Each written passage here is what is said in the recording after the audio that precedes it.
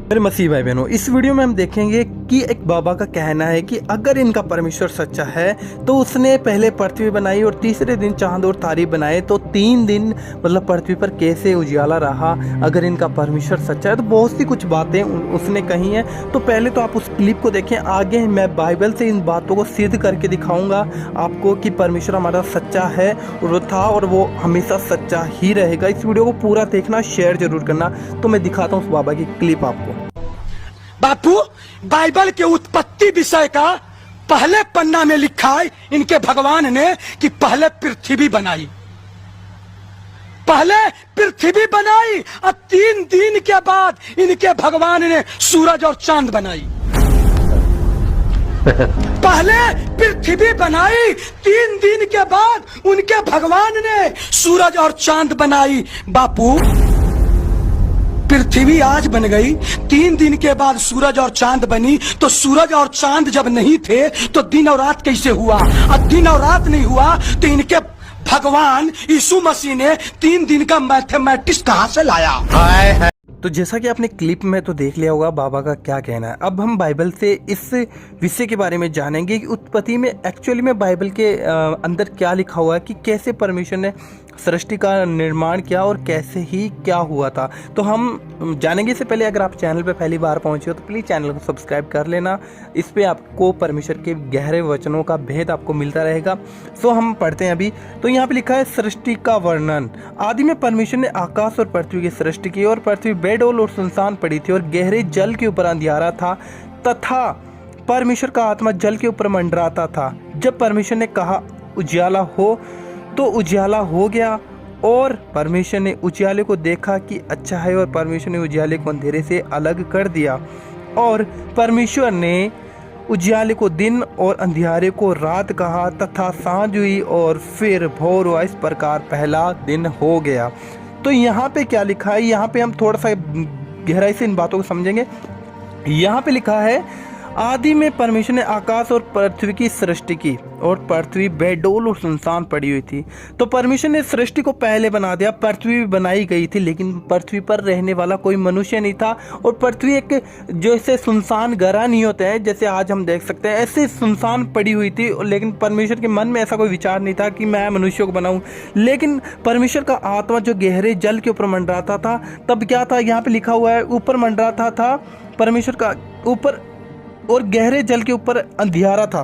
यहाँ पे लिखा अंधियारा था, तो वो एक बहुत बड़ा अंधियारा था। अंधेरे के अंदर पृथ्वी थी जो कि परमेश्वर ने पहले बना दी थी।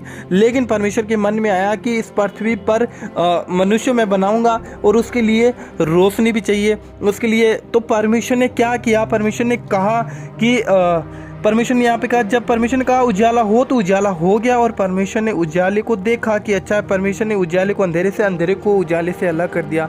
तब परमेश्वर के मन में आया था कि मैं बनाऊं पृथ्वी पर और पृथ्वी पर मनुष्य बनाऊंगा। तो परमेश्वर के मन में आया कि मैं इस पे उजाला करूं और अंधेरे को अलग कर दूं। तो इसके लिए परमेश्वर ने बनाया था सूरज और चांद को। मैं आपको बताना चाहता हूँ परमेश्वर, ये जो बाबा जी का कहना है कि अगर इनका परमेश्वर सच्चा है तो 3 दिन का मैथमेटिक्स कहाँ गया कि पृथ्वी पर क्या अंधेरा था। लेकिन मैं आपको बताना चाहता हूँ पहले से ही पृथ्वी पर अंधियारा था। वचन कहता है कि परमेश्वर का आत्मा गहरे जल के ऊपर मंडराता था, तब पृथ्वी पर जल ही जल था, उस जल के ऊपर मंडराता था। पृथ्वी बेडौल और सुनसान पड़ी हुई थी, कोई जीव नहीं था उस पर। जब कोई जीव ही नहीं था तो अंधियारे में फिर परमेश्वर को क्या मतलब था रोशनी करने की। लेकिन परमेश्वर के मन में आया कि मैं पृथ्वी पर क्या बनाऊं, मनुष्य को बनाऊंगा और मनुष्य को रोशनी की भी जरूरत पड़ेगी। लेकिन बाइबल कहती है कि हमारा परमेश्वर नीरी ज्योति है, वो ज्योति है, वो प्रकाश है। उसके हाथों से तेज निकलता है, उसके हाथों से प्रकाश निकलता है, उसके शरीर से प्रकाश निकलता है। तो परमेश्वर खुद एक ज्योति है। तो उस ज्योति को जब प्रकाश करना हो तो उसे सोचना नहीं पड़ेगा। लेकिन जो बाइबल नहीं पढ़ते हैं और जिनको बाइबल का नॉलेज नहीं है वो ही लोग बाइबल को गलत बता सकते हैं। मैं आपको बताना चाहता हूँ वो ही लोग बाइबल को गलत बताएंगे। तो यहाँ पे ये वचन तो क्लियरली सिद्ध कर देता है कि पहले अंधियारा था। उस अंधियारे में परमेश्वर ने तीसरे दिन, पहले परमेश्वर ने कहा कि जल को अलग हो जाए और वैसे ही मतलब जैसे जैसे 2 दिन में परमेश्वर ने एक तरीके से पृथ्वी को बनाया और तीसरे दिन परमेश्वर को पता चला कि हाँ मैं मनुष्य को बनाऊंगा।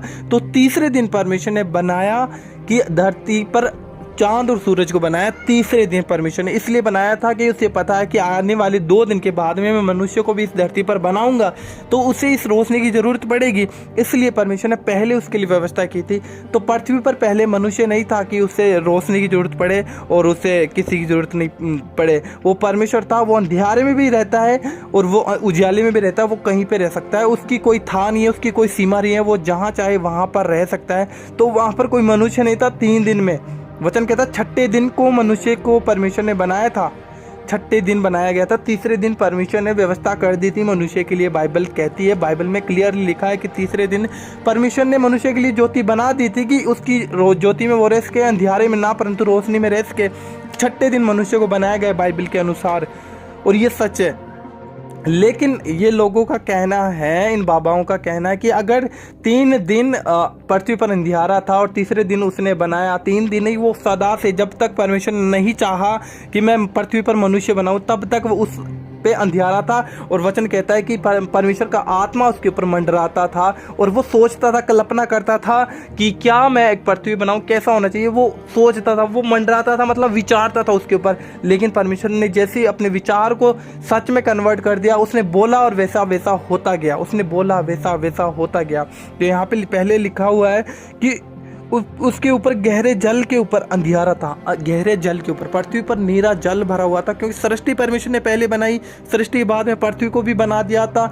लेकिन अंधकार था चारों तरफ। जब अंधकार था तब कुछ भी नहीं था, लेकिन परमेश्वर था। लेकिन परमेश्वर ने चाहा कि पृथ्वी पर मैं पानी को अलग करूं, ये करूं, वो करूं। परमेश्वर ने सब कुछ किया। तीसरे दिन उसने चांद और सूरज बनाए।